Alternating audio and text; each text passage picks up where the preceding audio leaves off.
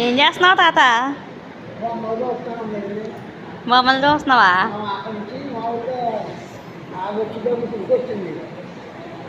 ఉడికొచ్చిందని fan దగ్గర కూర్చోడానికి వచ్చావా?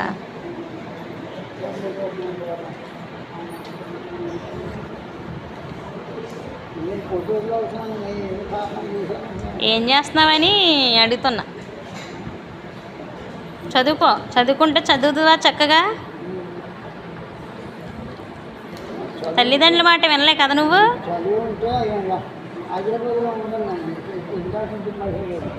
ఎక్కడుంది? ఏ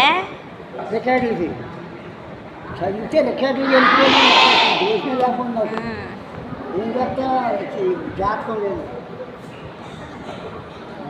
తల్లిదండ్రి మాట వింటే చదువుకుందువా? చదువు పంపారు, చదువుకున్నాడు.